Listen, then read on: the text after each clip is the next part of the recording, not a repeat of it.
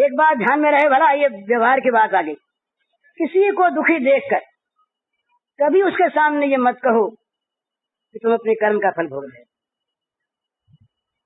ये बहुत बड़ी शेल की सी चोट लगेगी उसको। एक तो दुख भोग रहा, उससे कह दिया जाए कर्म का भोग। किसी बहन में अगर कोई विपत्ति आ गई, उसके पति का देहांत हो गया, ऐसी बातें हम लोग उस समय कर देते हैं। सास कह देती है, घर के लोग कह देते हैं कि ये हमारे घर में ऐसी कुलच्छनी आई कि पति को खा गई। कितना बड़ा अपराध है ये। वो बेचारी खुद इस समय कितनी संतृष्ट है, कितनी दुखी है, और उसके घाव पर और घाव लगा देना, ये कितना बड़ा महापाप है। कि देखने की चीजें पर हम देखते कहाँ हैं। हम अपने सुख के सामने उसके दुख को भूल जाते हैं। ये एक माई ने आज पूछा है, इसमें है एक प्रश्न, विधवा का धर्म क्या है। तो विधवा का धर्म बतलाने के पहले हम तो आज नहीं फिर कभी न सही, विधवा के साथ हमारा कर्तव्य क्या है ये पहले देखना है। उसका धर्म बताने के पहले हमारा कर्तव्य, हम विधवा हो ये माने कि हम जो आज बैठे यहाँ बोल रहे हैं, हम स्त्री बने और हम विधवा हों और हमारे साथ बुरा बर्ताव हो, उस समय हम क्या सोचें, ये देखकर, ये सोचकर फिर विधवा का कर्तव्य बताना है। विधवा आदमी है। हम कह देते हैं आज बड़ी हिमाकत के साथ, सर्वस्व का त्याग कर दो। और तुम कर रहे हो, कितना तैयार हो? अपने आप जरा सा त्याग करने को भी हम तैयार नहीं, और उसके द्वारा वो अनोखा त्याग हम आशा करें, हम ये चाहें कि वो आज सुखदेव में ही बन जाए। संभव कैसे? उसको बनाने में सहायता करो, स्वयं त्यागी बनो, स्वयं विषयों से विरक्त बनो। उसके सामने ऐसी कोई चीज अपने जीवन की मत लाओ कि जिससे उसके जीवन में शैतान जागे, तब उसका आदर करो। जैसे घर के अंदर सन्यासी हमारे आश्रम में पूज्य है, हम गेरुआ देखकर उनके सामने प्रणाम करते हैं, ऊंचा मानते हैं। इसी प्रकार विधवा देवी को घर की देवी मानो, उसकी पूजा करो, उसकी उपासना करो, उसको सुख पहुंचाओ। सुख पहुंचाने का ये अर्थ नहीं कि उसको विषय में डाल दो, ये नहीं। वो ये समझे कि मेरे साथ भी सद्बर्ताव होता है, मुझे भी लोग आदमी मानते हैं, मेरे साथ भी वो अच्छा बर्ताव करते हैं। भूल जाते हैं लोग, सास भूल जाती है, बहू भूल जाती है, ननद भूल जाती है। ये नहीं सोचती कि कल मैं विधवा हो जाऊंगी तो है। वो बच्ची जो किसी दूसरे के घर से आई, इस घर में आई, जिसको वो कह सकती थी मेरा, वो नहीं रहा। अब क्या सब उसको ये कह दे कि तुम बिल्कुल पराई हो, निकलो घर से, तुम्हारा कोई अधिकार नहीं। ये नृशंसता है, निर्दयता है, ये समाज का पाप है। ये समाज का पाप समाज को खा रहा खाएगा। विधवा में भगवान को देखो और उसके भगवान को जगाओ। उसके सामने विषयों की चर्चा न आने दो, पर न आने दो अपने चरित्र के द्वारा, अपने त्याग के द्वारा। तब उससे आशा करो कि वो कितना ऊंचा बन सकती है, कितना ऊंचा बन, अभी वो ऊंची है। आज भी हिंदू विधवा के समान हमने कहीं संसार में किसी स्त्री को नहीं देखा, हम नहीं देख पाते।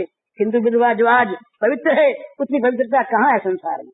मुग्ध हो जाते हैं देख करके इस चीज को कि राम राम कितना अच्छा। सब सुंदरी देवी, ये बंगाल में एक जिम्मेदार नौजवान की पत्नी थी, वो जिम्मेदार मर गया।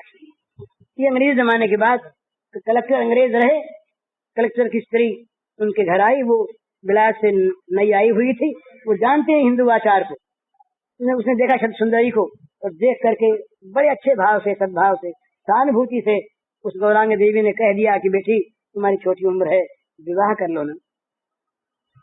बड़े हित की भावना से कहा।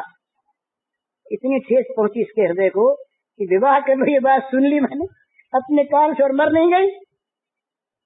उसने अनशन शुरू कर दिया, अन्न जल का परित्याग कर दिया। ये सच्ची घटना है, ऐतिहासिक, भला बनावटी काल्पनिक बात नहीं। अनशन उसने शुरू कर दिया। अनशन के पश्चात बात फैली, कलेक्टर तक बात गई। कलेक्टर ने अपनी स्त्री से पूछा क्या बात। उसने बताया कि मैं गई थी और मैं ये बात कह आई। बोले जाओ क्षमा मांगो। उसको तुमने बड़ी ठेस पहुंचाई, उसके हृदय पर आघात किया है। वो देवी आई, आकर के चरणों में गिर गई। बोली बहन बेटी तू मुझे माफ कर, तू कितनी ऊंची है ये मैं जानती हूँ। तेरे स्वरूप को मैंने पहचाना नहीं तो आज भी हिंदू देवी जितनी ऊंची है उतना ऊंचा जगत के इतिहास में कहीं कोई ऐसा प्रसंग नहीं मिलता जो मरने के बाद भी साथ जाना चाहती है, परलोक में साथ रहना चाहती। इसका ये अर्थ नहीं कि जो पतियों के पति परमात्मा उसको भूल जाए। पति में परमात्मा देखने का भाव क्या है? परमात्मा को प्राप्त करना ही जीवन का उद्देश्य है, पुरुष हो व स्त्री हो। स्त्री को परमात्मा की प्राप्ति का अधिकार नहीं, ये नहीं मानना चाहिए, ये बिल्कुल गलत बात। स्त्री भी अधिकार नहीं, पुरुष भी अधिकारी। उनके मेथड, उनके रास्ते जो हैं ये अलग अलग हैं। वहाँ न स्त्री है न पुरुष है, वहाँ तो स्त्री पुरुष दोनों से अतिरिक्त वो तो अलिंग है, उनके लिए कोई बात नहीं।